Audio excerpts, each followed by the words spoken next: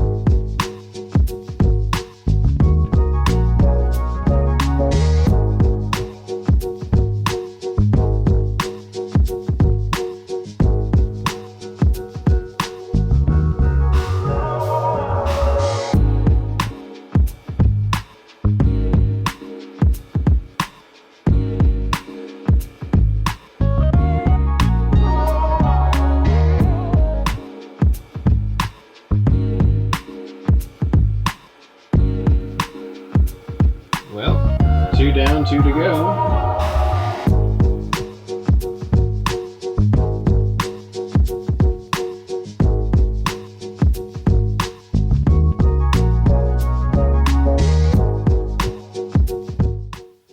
Okay, so I'm back. It's several days later. I've had to think about the design for a little while. I want to go slow with the design because I keep changing it as I go from what I originally drew out. So mainly because I'm just seeing it at scale, it makes me think there's some potential issues. One of which is the span here is so great. And I'm gonna, I dry fit the 6 guitars that I have on here, and I fully believe I'll be able to fit 8 on here if I space it closely enough. My concern is with that much weight, will this start to bow? Now, I can't really push on it enough to bend it myself, but I'm thinking over a period of time it'll start to sag. So what I want to do is to make basically a cross piece matching the same angle using the exact same type of joinery with the lap joint. probably from the inside of this, so it'll be lapped on the inside. And basically that'll hold up this center section where all the weight is going down. If this was about a foot narrower, I probably wouldn't worry about it at all. But I'm worried about this over time. This is, to me, is going to be an heirloom piece. This is going to last forever, basically. It'll certainly outlast me. So because of that, I want to make sure that there's not going to be any issues with potentially 80 pounds of guitars sitting on it for years. 80 to 90 pounds. Well, let's call it 90 pounds. So I'm going to make some cross supports for that. And then also I've been trying to figure out how I want to handle this. So I've determined the location of this top stretcher. This is where it's going to sit. I want to mount it from the back side so as to basically give it the right angle that I want for the necks to lean against. I don't want it so far forward. I don't want it in line with this because I'm afraid once you put the mounts on it, where I'm going to put some hooks. So I've come up with a design like this that I'm going to start milling out tonight. So what you're looking at is essentially a U. It's got foam padding, which I'm going to use blue velvet to upholster the foam padding with. Then in here I've got a carriage bolt countersunk in it that's going to pass all the way through this top stretcher. And what I want to do is I want to slot that top stretcher for the carriage bolt to go through, but be able to position it from side to side so that if I want to put an acoustic guitar on here and I need extra space, then I can do that. If I've got several electrics, or if I want to add past the original 8, if I feel like I can squeeze 9 in there, if I make one more of these, then I'm going to do that. To start, I'm going to have 8 slots. I'm going to have 8 U's. I'll probably make 10. I may not finish the upholstery, but I'll keep all that stuff together so I can, if I feel like I need to add those in later, I can. And what I'll do is I'll probably countersink the nut in a block of wood to kind of spin as the handle from the back side to fasten it and tighten it in, and I think that'll look pretty cool. So the wood that I need to get prepped and milled for this is actually some offcuts from my workbench top. And because I'm kind of tying what will be my studio together with the workshop, what better way to tie this piece of furniture to this workbench than with some actual offcuts from the workbench top. So I've got these 2 big chunks of red and white oak, and I'm going to go ahead and mill those down on the jointer planer in much faster order than I was able to do doing it by hand without those tools, without this tool when I first started building this workbench and this workshop. So I'm gonna go ahead and do that off camera, and then I'm gonna get after kind of all this joinery probably tomorrow because it is getting late. I got just enough time to mill these up tonight though. So let's do that. All right, through the magic of editing, these are now milled up to 3 1/16 inch by 2 1/16 of an inch. So I've got a little room to sand down once it's finally done. So the idea here is I'm going to cut the shape that I showed you earlier and line it up about like that. So this is gonna be perpendicular to the grain pattern of the block of wood rather than going up and down. So it's not gonna go like that, it's gonna go like that. So I'm gonna make about 8 of those. But right now I gotta figure out finish the joinery. So I've gotta do the legs on both sides of the stretchers, and I've gotta mount the top stretcher. So I've come up with another convoluted design for mounting the top stretcher, because I know this is gonna stick about 1 3/8 inch forward from where it sits right now. Once I put those on, these neck rests, I wanna shift this thing back. I'm gonna shift it back a little bit further than the 1 3/8 inches that this is going to push it forward. I'm going to shoot it back 2 inches, so it's going to be about 7/8 of an inch farther back than what it would be here, which is fine. If this piece right here is the upright for the guitar rack, and this is the top of that upright, what I'm going to do is I'm going to come in with a half lap from the inside. I'm going to drumstick dowel through that, then I'm going to half lap going on the other plane so that it's basically got a shelf for the upright to sit on, and then I'm going to drumstick dowel through that. And this is going to be that top stretcher going across. So it's going to kind of look like that. So that's what I'm going to do right now. I'm going to do all those notches. If I can get all those notches tonight and get them dry fit, I'll feel pretty good about that. So let's get started. Let's start taking this thing apart and cutting some notches.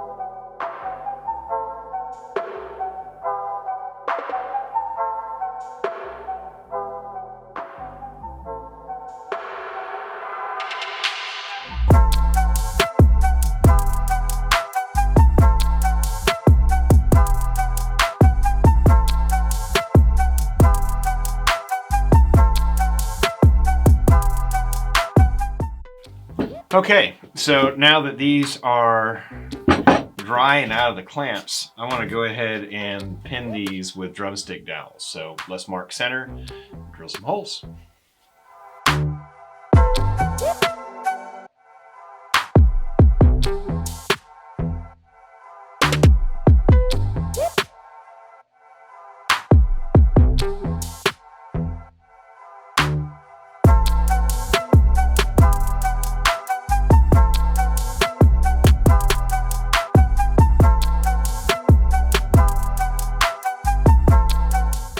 Okay, so now it's time for me to make this piece here that's going to mount the top stretcher.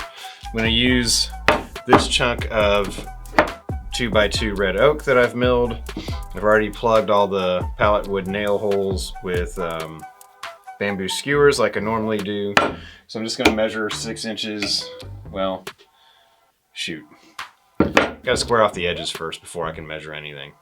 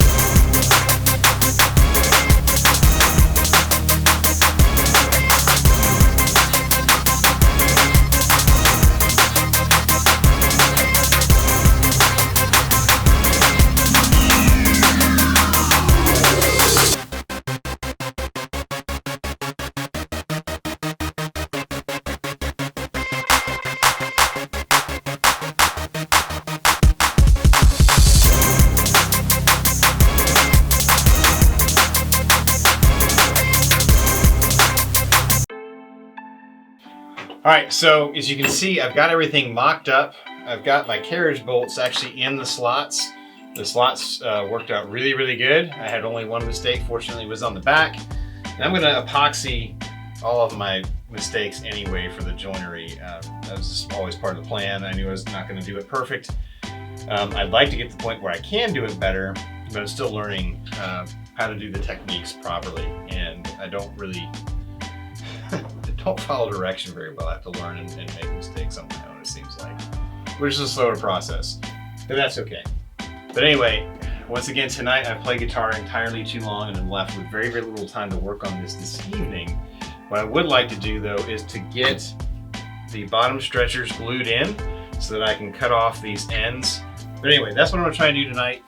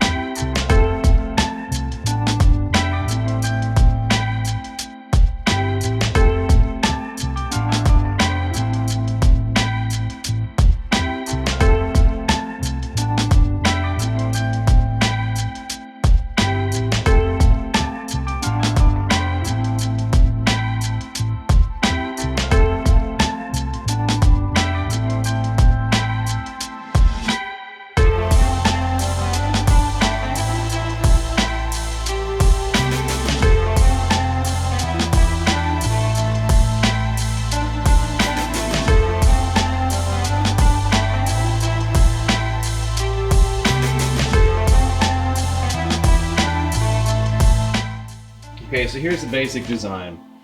So I've got this neck rest, it's kind of like a U, basically. And I've got a carriage bolt going through it. And then I've got a nut captured inside this block of wood. And that essentially screws in through these slots. The carriage bolt fits in through the slots. So the cool thing is I can take this guitar rack and space it out however I want, depending upon what model of guitar I've got on here. So I will upholster the inside of this with this blue foam wrapped in blue velvet, as well as the bottom bar, crossbars, the stretchers. Those will also be upholstered and padded. But that is essentially the design. So I've got to make 7 more of those. I'm pretty happy with that, the way that turned out. That's the first attempt. Anyway, this is awesome. So let's start making these.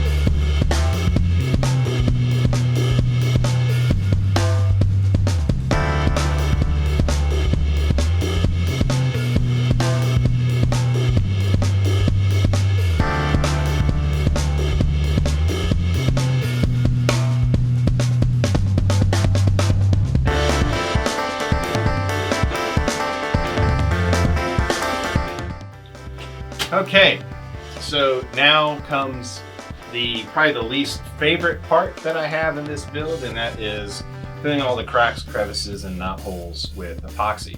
Now I'm doing this for a couple of reasons. Obviously I made some mistakes on the joinery, as you can plainly see here. I'll get a shot of that here in a second. Actually, I'm gonna do that now. When I fit these through tenons and then realized I had done the lap joints on the centerpieces in the wrong orientation and had to flip them, these better fitted joints became looser joints. So they're glued and they're not going anywhere, but aesthetically they look like crap. And most of my lap joints, once I squared everything up, just didn't, when I put all the pieces together, it brought some of the lap joints out of alignment. So all those gaps are going to get filled in, things like these knots. You know, some are worse than others, but this is also going to help stabilize pieces like this, which is really, really bad. Yeah, it's going to turn some liabilities really into assets in terms of the aesthetics. There's nothing left to do but to do it. First, I got to mask things off so it doesn't turn into a drippy, goopy mess when filling in all of these different joints. So let's get to masking taping.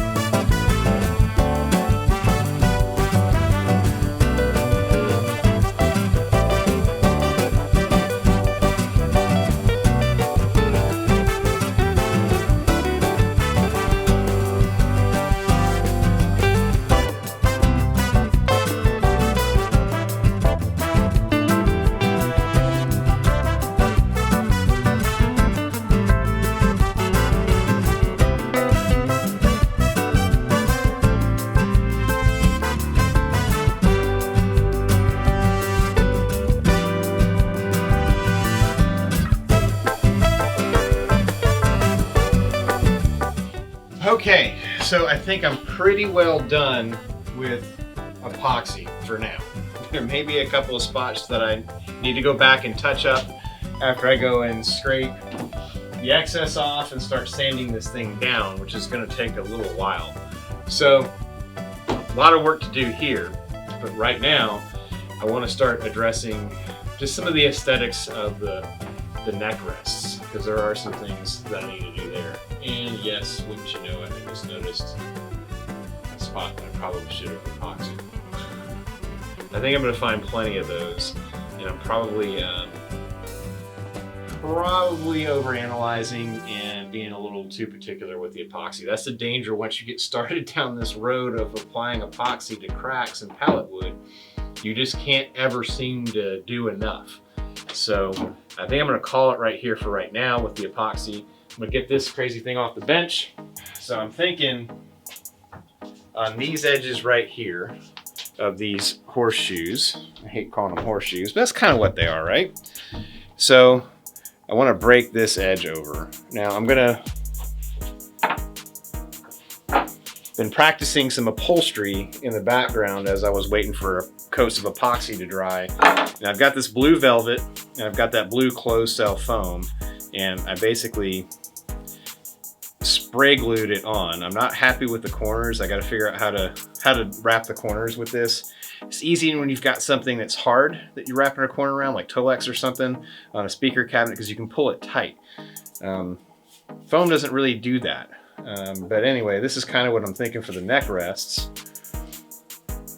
Is I line that channel with the foam padding upholstered in the blue velvet. I think that's going to look good. Then this blue velvet padding is also what's going to be going across the bottom stretchers to protect the guitar bodies. So if I can do this and do it well, I think this is going to look pretty amazing. So excited about those prospects.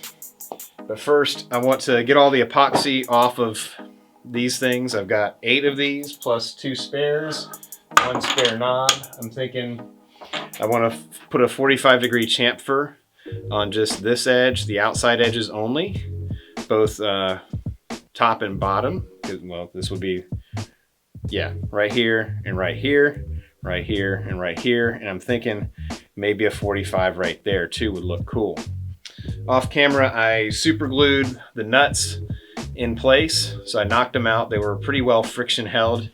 I knocked them out. I super glued them in with thin super glue. And then I went back and covered them with epoxy too.